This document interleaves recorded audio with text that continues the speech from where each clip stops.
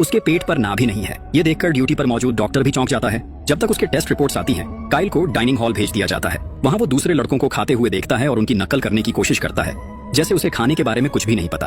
वो एक लड़के की नकल करता है, लेकिन इससे वो लड़का गुस्सा हो जाता है। उसे लगता है कि काइल उसका मजाक उड़ा रहा है। गुस्सा इतना बढ़ जाता है कि दोनों के बीच झगड़ा हो जाता है। बाद में जब सब लड़के यार्ड में होते हैं, वही लड़का काइल के मुंह पर जोर से मुक्का मार देता है। काइल गिर जाता है और कुछ ही देर बाद उसकी पैंट गीली हो जाती है। उसके अजीब बिहेवियर को देखकर गार्ड समझ नहीं पाते कि क्या करें। वो सेंटर की साइकाइट्रिस्ट निकोल को बुलाते हैं, जो काइल से सवाल करेगी और ये समझने की कोशिश करेगी कि उसके साथ आखिर हो क्या रहा है। वो एक अजीब लड़का है, लेकिन बिल्कुल मासूम। उसे ना दुनिया के तरीके पता है, ना लोगों के रीति रिवाज, लेकिन जो भी करता है उसमें एक नेचुरल टैलेंट दिखता है। निकोल उससे कुछ ड्रॉ करने के लिए कहती है और काइल जैसे कोई प्रिंटर एकदम परफेक्ट स्केच बना देता है। दो लोगों का जो उसने जंगल में देखा था, एक दूसरे के बहुत करीब। वो शायद लवर्स थे जो अकेले रहना चाहते थे। काइल का बिहेवियर बिल्कुल शांत है, कोई एग्रेशन नहीं दिख रहा। इसीलिए निकोल उसे अपने घर ले जाने का फैसला करती है, ताकि वहाँ कुछ और टेस्ट करके ये समझ सके कि उसके साथ आखिर क्या हुआ है। उसे शक है कि काइल किसी बड़े हादसे से गुजरा है, शायद इसी वजह से उसे कुछ भी याद नहीं। काइल का पास्ट एक बड़ी पहेली है, शायद उसका दिमाग पुरानी यादों को भूल चुका है। निकोल के घर पर काइल को देखकर लॉरी एकदम चौंक जाती है। वो नहाकर टॉवल में बाहर आती है और एक अनजाने लड़के को सामने देखकर घबरा जाती है। दोनों एक पल के लिए चुप रहते हैं। काइल तो जैसे किसी और दुनिया में ही खोया रहता है। लॉरी भी ज्यादा ध्यान नहीं देती, क्योंकि उसका मन अपने बॉयफ्रेंड से मिलने में लगा होता है। थोड़ी देर बाद काइल घर के बाहर जाता है। उसकी नजर एक तितली पर पड़ती है और वो बिना सोचे उसके पीछे चल पड़ता है। तभी उसे पड़ोस के घर से मधुर संगीत सुनाई देता है। जब वो अंदर जाता है तो एक लड़की अमांडा से मुलाकात होती है। अमांडा की मधुर संगीत सुनते ही काइल की आंखों से आंसू बहने लगते हैं। उसे समझ नहीं आता ये क्यों हो रहा है, पर वो अपनी जगह से हिल भी नहीं पाता। तभी अमांडा उसकी तरफ मुड़ती है और उसका डरा हुआ चेहरा देखकर काइल घबरा जाता है। वो तेजी से वापस भागता है और जाकर बाथरूम के बाथटब में छुप जाता है। इसी बीच लॉरी का भाई जॉश एक एडल्ट मैगजीन लेकर अंदर आता है। वो मजे से तस्वीरें देख रहा होता है, लेकिन उसे ये एहसास ही नहीं होता कि बाथटब में एक और आदमी छुपा बैठा है। जैसे ही जॉश की नजर काइल पर पड़ती है, वो जोर से चिल्लाता है और सीधा अपनी माँ के पास भाग जाता है, लेकिन भागने की जल्दी में वो मैगजीन वहीं छोड़ देता है। जॉश को डांटने के बाद निकोल को दरवाजे की घंटी सुनाई देती है। जब वो खोलती है तो सामने अमांडा की माँ कैरल खड़ी होती है, गुस्से से भरी हुई। उसे आज के हादसे का हिसाब लेना है। कैरल सुबह अपनी बेटी के साथ काइल को समझाने आई थी, लेकिन जब वो उससे कहती है कि सच बताए, तो अमांडा और काइल एक दूसरे को एक अजीब मोहब्बत भरी नजर से देखने लगते हैं। ताकि बात और न बढ़े, कैरल वहाँ से चली जाती है और अमांडा भी अपने कमरे में लौट जाती है। उसी रात जब स्टीफन वापस आता है तो निकोल उससे काइल से मिलवाती है और बताती है कि ये कुछ दिन यहाँ रुकने वाला है। रात के खाने के दौरान एक अजीब लेकिन हैरान करने वाली बात होती है। काइल पहली बार बोलता है, पर जो शब्द उसके मुंह से निकलते हैं वो काफी बदतमीजी से भरे होते हैं, बिल्कुल वैसे ही जो उसने डिटेंशन सेंटर के लड़कों से सुने थे। फिर बिना सोचे समझे वो वही बातें दोहराने लगता है जो लॉरी अपने बॉयफ्रेंड से फोन पर कह रही थी। पूरे घर में सन्नाटा छा जाता है और सबको एक झटका लगता है जब पता चलता है कि लॉरी अपने बॉयफ्रेंड के साथ भागने वाली थी, वो भी बिना माँ बाप की मर्जी के। निकोल के दोनों बच्चों का गुस्सा काइल पर अभी भी बरकरार था, लेकिन रात बिना किसी और हादसे के खत्म हो गई। अगली सुबह निकोल काइल को अपने ऑफिस ले जाती है ताकि उसकी काउंसलिंग जारी रख सके। जॉश भी मौका देखकर काइल को सवालों की एक लिस्ट दे देता है जो उसे स्कूल के लिए हल करनी थी। लेकिन जब काइल बिना किसी दिक्कत के सारे सवालों के सही जवाब दे देता है तो जॉश और निकोल दोनों हैरान रह जाते हैं। अब ये साफ हो जाता है कि काइल न तो बेवकूफ है और न ही उसकी समझ में कोई कमी है, बल्कि उसकी अजीब हरकतों के पीछे कोई और गहरा राज छुपा है। जब काइल का IQ टेस्ट का रिजल्ट आया तो सबके होश उड़ गए। उसका स्कोर 400 था। ये देखकर डॉक्टर्स ने और टेस्ट करने का फैसला किया। जब उन्होंने काइल का MRI स्कैन किया तो पता चला कि उसका दिमाग इंसानों से कई गुना ज्यादा डेवलप हो चुका है। उसकी ब्रेन एक्टिविटी इतनी तेज थी कि या तो वो एक एलियन हो सकता था या एक इंसानी रोबोट। रात को निकोल काइल को वापस घर ले आई और जॉश के साथ रूम शेयर करने को कहा। जॉश को ये बिल्कुल पसंद नहीं आया, लेकिन कंप्लेन करता तो उसका अपना पनिशमेंट और बढ़ जाता। रात के बीच जब सब सो रहे थे, काइल ने दरवाजा खुलते सुना। उसने देखा कि लॉरी चुपके से घर से निकल रही थी। क्यूरियस होकर काइल उसके पीछे चल पड़ा और देखा कि लॉरी एक पार्टी में पहुंच चुकी थी। वहाँ का माहौल देखकर काइल भी उसमें बह गया और जल्दी ही नशे में धुत हो गया। ज्यादा पीने की वजह से उसे उल्टी हो गई, लेकिन क्योंकि उसे शर्म का कोई एहसास नहीं था, वो बिना किसी फिक्र के पार्टी कंटिन्यू करता रहा। लेकिन तभी वहाँ पुलिस आ गई। एक ऑफिसर लॉरी को ले जाने की कोशिश करता है, लेकिन तभी काइल बीच में आ जाता है। उसका चेहरा अजीब सा हो जाता है और वो सांप जैसा आवाज निकालने लगता है। ये देखकर सब हंसने लगते हैं, लेकिन जब ऑफिसर उस पर हाथ डालने की कोशिश करता है तो काइल तुरंत हट जाता है। ऑफिसर गुस्से में अपना डंडा निकालता है ताकि काइल को सबक सिखा सके, लेकिन काइल न सिर्फ उसके वार से बचता है बल्कि उसे ऐसे शर्मिंदा करता है कि सब जोर जोर से ताली बजाने लगते हैं। ऑफिसर बेइज्जती सह नहीं पाता और हार मानकर वहाँ से चला जाता है। उस रात काइल लॉरी को सेफली घर ले आता है। अगले दिन वो अपनी गलतियां सुधारने की कोशिश करता है और पूरी फैमिली का दिल जीतने लगता है। सबसे पहले वो स्टीफन का कंप्यूटर रिपेयर करता है और उसके वो इंपॉर्टेंट डॉक्यूमेंट्स वापस दिला देता है जो वो महीनों पहले खो चुका था। फिर वो जॉश का रूम साफ करता है और उसकी पसंद की एक नई मैगजीन भी ले आता है। इन छोटी छोटी चीजों से काइल ने धीरे धीरे पूरे घर का प्यार जीत लिया। निकोल ये देखकर सोचती है कि जब तक उसके पास्ट का राज नहीं खुलता तब तक वो उसे टेम्पोरेरीली अडॉप्ट कर सकती है। लेकिन एक अजीब बात ये थी कि काइल रातों को सोता नहीं था। उसका बिहेवियर और भी अजीब होने लगा। वो रातों को बिना नींद के कराटे प्रैक्टिस करता रहता, बिना किसी थकान के। और सबसे अजीब बात, जो भी चीज हाथ लगती बिना सोचे समझे खा लेता, चाहे वो कच्चा हो या पका हुआ। एक दिन जब काइल यार्ड में था, एक वैन वाला आदमी उस पर नजर रख रहा था। पहले तो काइल ने इग्नोर किया, लेकिन धीरे धीरे उसे हर जगह वही आदमी दिखने लगा। अब ये क्लियर हो चुका था, कोई उस पर नजर रखे हुए है। कुछ दिनों बाद निकोल काइल को एक डॉक्टर के पास ले गई, लेकिन जैसे ही डॉक्टर ने रिपोर्ट्स देखी, वो हैरान रह गया। काइल का बॉडी बिल्कुल नया लग रहा था, जैसे उसने कभी कोई चोट भी ना खाई हो। उसके दांत भी एकदम नए थे, बिना किसी कैविटी या डैमेज के। और सबसे शॉकिंग बात, उसका ब्रेन एक्टिविटी एक नॉर्मल इंसान से कई गुना ज्यादा था। डॉक्टर के पास इसके लिए कोई एक्सप्लेनेशन नहीं थी। उस रात डॉक्टर्स ने काइल को नींद की गोली दी ताकि वो आराम से सो सके, लेकिन छुपा हुआ राज तब सामने आया। नींद की गोली खाने के बाद भी काइल पूरी रात जागता रहा। इस बार वो अपने कमरे में नहीं बल्कि यार्ड में था, बस आसमान के तारे देख रहा था। स्टीफन को लगा कि शायद काइल के पास एक्स्ट्रा एनर्जी है जो खर्च करनी चाहिए, इसलिए उसने डिसाइड किया कि वो काइल को रनिंग पर ले जाएगा। स्टीफन एक समय पर खुद एक रनर था और उसे यकीन था कि वो काइल को थका सकता है, लेकिन स्टीफन का आइडिया उल्टा पड़ गया। काइल किसी ओलंपिक एथलीट की तरह दौड़ रहा था और अंत में थकने वाला स्टीफन खुद था, काइल नहीं। थकान और गुस्से के मारे स्टीफन वापस घर जाता है और निकोल से बहस करने लगता है।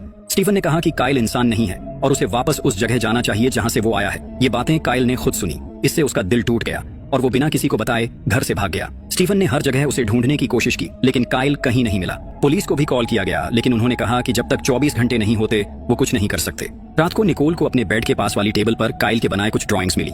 उनमें एक जगह बनी थी जिसे निकोल पहचानती थी। बिना वक्त गवाए स्टीफन और निकोल टॉर्चेस लेकर वुड्स की तरफ निकल पड़े। आखिरकार उन्हें काइल वहीं मिल गया, वही जगह, वही तरीका, बस तारे देखते हुए खड़ा था, जैसे अपने घर को याद कर रहा हो। घर वापस आने के बाद स्टीफन ने अपनी गलती मानी और काइल से माफी मांगी। उसने उसे गर्म पानी से नहाने का प्रस्ताव दिया। वहीं जब काइल ने पहली बार रेडियो सुना, उसके सिग्नल्स के बीच आने वाली व्हाइट नॉइज ने उसे शांत महसूस करवाया। और उस रात पहली बार इतने दिन बाद काइल को नींद आ गई। अगले दिन कहानी एक नए मोड़ पर आ जाती है। पुलिस का एक फोन आता है निकोल के लिए। उनका कहना था कि उस जगह के पास जहाँ काइल मिला था, एक इंसानी ढांचा पाया गया है। ये सुनकर निकोल चौंक जाती है। पुलिस का कहना था कि काइल एक कातिल भी हो सकता है, इसलिए उससे संभल कर रहने की जरूरत है। एजेंट टेलर ने निकोल को बताया कि जो हड्डियां मिली हैं, उनमें किसी तेजी से जलने वाले पदार्थ का इस्तेमाल हुआ है, मतलब मौत रीसेंट है। साथ ही कुछ स्किन सैंपल्स भी मिले हैं जिन्हें एनालाइज किया जा रहा है। टेलर काइल से तुरंत सवाल जवाब करना चाहता था, लेकिन निकोल किसी तरह बात टाल देती है, कम से कम तब तक जब तक काइल उठ नहीं जाता। अगली सुबह जैसे ही काइल उठता है, वो टीवी देखने की कोशिश करता है, लेकिन एंटेना खराब होती है। बिना किसी देरी के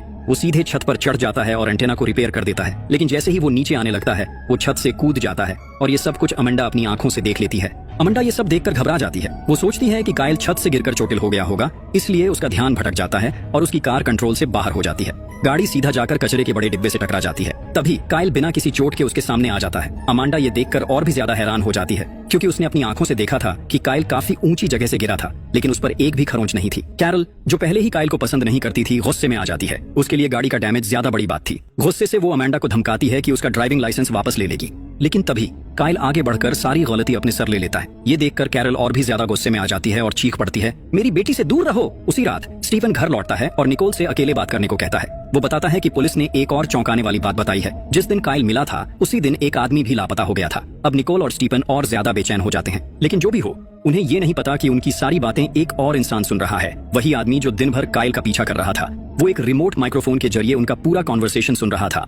अगले दिन सुबह निकोल जब लड़कों का रूम साफ कर रही होती है, तो उसे काइल के बनाए हुए कुछ ड्राइंग्स मिलते हैं। इन ड्राइंग्स में एक पैटर्न होता है। जब वो उन्हें ध्यान से देखती है और साथ में जोड़ती है, तो उसे एक सिंबल दिखाई देता है, वही सिंबल जो क्राइम सीन पर मिला था। अब ये कंफर्म हो जाता है कि काइल वहाँ मौजूद था और हो सकता है कि उसका कोई कनेक्शन हो। दूसरी तरफ अमांडा ने लाइफगार्ड की नौकरी ले ली है। काइल, जो उसे पसंद करने लगा है, उसका ध्यान खींचने के लिए स्विमिंग पूल में जंप करने का प्लान बनाता है ताकि अमांडा उसे बचा सके, लेकिन छोटी सी गड़बड़ हो जाती है। लोग उस पर हंसने लगते हैं। उसका प्लान एक बड़े शर्मिंदगी में बदल जाता है। उसी दिन शाम को अमांडा निकोल के घर आती है ये देखने के लिए कि क्या काइल ठीक है। निकोल उसे अंदर आने देती है, लेकिन जब अमांडा उसके रूम में जाती है तो पता चलता है कि काइल वहाँ नहीं है। उसी वक्त अमांडा को काइल के सारे ड्राइंग्स दिख जाते हैं जो उसने उसके बनाए थे। ये देखकर उसे लगता है कि काइल उससे कुछ ज्यादा ही ऑब्सेस्ड है। लेकिन अगले दिन अमांडा फिर से काइल को पूल में देखती है। इस बार वो उससे मदद मांगता है ताकि वो स्विमिंग सीख सके। कुछ बेसिक टिप्स मिलने के बाद काइल पानी में इस तरीके से तैरने लगता है जैसे कोई एक्वामैन हो। ये देखकर सब चौंक जाते हैं और अमांडा भी हैरान रह जाती है। वहीं से अमांडा उसे इनवाइट करती है कि जब उसके पेरेंट्स घर पर न हो तो वो दोनों साथ टाइम स्पेंड कर सकते हैं। जब दोनों उसके घर पहुंचते हैं तो अमांडा अपने फादर के कुछ ड्राइंग्स निकालती है जो हाल ही में गुजर चुके हैं। हैरानी की बात ये थी कि उनके ड्राइंग्स और काइल के बनाए गए स्केचेस एक जैसे लग रहे थे। यही वजह थी जो अमांडा ने उसे वहां बुलाया था। बाद में काइल ने सोचा कि वो अमांडा के लिए एक खूबसूरत गिफ्ट बनाएगा। उसने अपने और अमांडा के फादर के आर्ट स्टाइल को मिलाकर एक कमाल का पोर्ट्रेट बनाया। अब बस उसे हिम्मत जुटाकर ये गिफ्ट अमांडा को देना था। उसी शाम एक पार्टी में जहां वो अमांडा से मिलने वाला था, उसका प्लान बिल्कुल बिगड़ गया। अमांडा पार्टी में अपने बॉयफ्रेंड चार्ली के साथ आई, जो काइल के लिए एक बड़ा झटका था। उसका पूरा प्लान जो उसने अपनी फीलिंग्स कन्फेस करने के लिए बनाया था, तबाह हो गया। उस रात घर वापस आकर काइल बहुत उदास था। वो बस एक ही चीज सोच रहा था, वो कौन है, क्यों उसकी यादों में सिर्फ वो जंगल और तारे हैं। अगले दिन निकोल ने उसे बताया कि उसने एक दोस्त को बुलाया है जो हिप्नोसिस के जरिए उसकी यादों को जानने की कोशिश करेगा।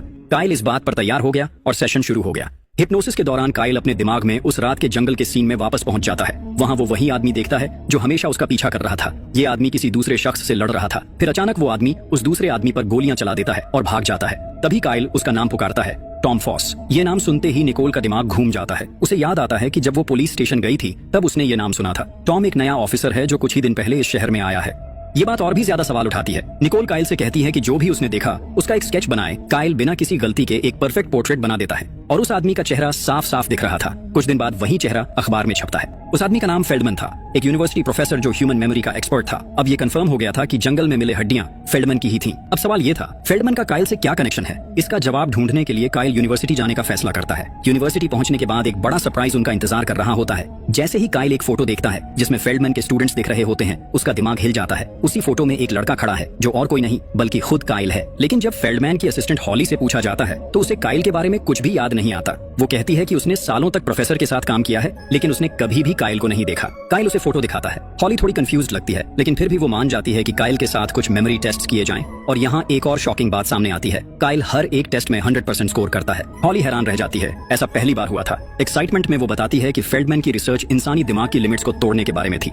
इंसान सिर्फ अपने दिमाग का 10% ही यूज करता है, लेकिन फेल्डमैन ये प्रूव करना चाहते थे कि अगर किसी तरह पूरा दिमाग एक्टिवेट किया जाए तो इंसान क्या कुछ नहीं कर सकता। और अब एक बात पक्की थी, काइल इस रिसर्च का जीता जागता सबूत था और हो सकता है कि इसी वजह से फेल्डमैन की जान ली गई हो। हॉली उन्हें फेल्डमैन की विडो के पास ले जाती है जो उन्हें उसके कुछ पुराने डॉक्यूमेंट्स देखने की परमिशन देती है। वहाँ काइल और लॉरी एक और चौंकाने वाली डिस्कवरी करते हैं, कुछ ड्राइंग्स जिनमें वही मिस्टीरियस सिंबल बना होता है जो क्राइम सीन पर मिला था। लेकिन इसके अलावा एक और बात उनका ध्यान खींच लेती है, कई जगह एक ही नंबर बार बार लिखा गया है। उन्हें लगता है कि ये कोऑर्डिनेट्स हो सकते हैं। ये जानने के लिए कि ये नंबर किस जगह को रिप्रेजेंट करते हैं वो इंटरनेट पर रिसर्च करना शुरू करते हैं। तभी स्टीफन का फोन आता है। वो चिंता में उनसे पूछता है कि वो लोग कहाँ हैं। लॉरी अपने फादर से रिक्वेस्ट करती है कि वो इन कोऑर्डिनेट्स की सच्चाई पता करें। कुछ मिनट्स बाद स्टीफन वापस कॉल करता है। जो उसने बताया उसने सबके होश उड़ा दिए। ये कोऑर्डिनेट्स एक गवर्नमेंट फैसिलिटी के हैं जो मिलिट्री के कंट्रोल में है। मतलब ये सिर्फ एक आम जगह नहीं बल्कि एक बहुत ही सीक्रेट और हेविली गार्डेड फैसिलिटी है। इसका सच जानने के लिए फेल्डमैन के एक स्टूडेंट डेक की मदद से काइल फैसिलिटी के बिल्कुल किनारे तक पहुंच जाता है। वहां से काइल अकेला आगे बढ़ने का फैसला करता है। वो सिक्योरिटी फेंस के ऊपर से जंप करता है।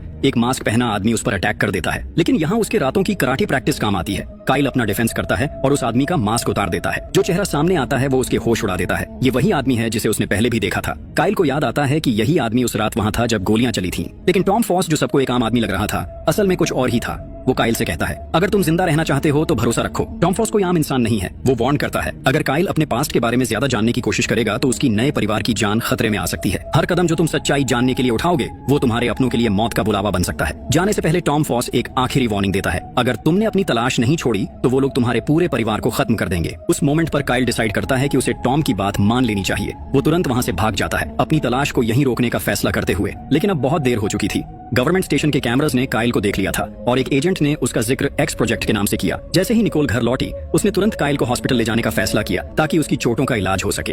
लेकिन हॉस्पिटल पहुंचते ही एक अनजान कपल वहां आता है जो दावा करता है कि वो काइल के असली माँ बाप हैं। वो लोग कहते हैं कि वो अपने बेटे को लेने आए हैं। उनके पास तस्वीरें, डॉक्यूमेंट्स और सबूत हैं जो ये साबित करते हैं कि वो सच में काइल के बायोलॉजिकल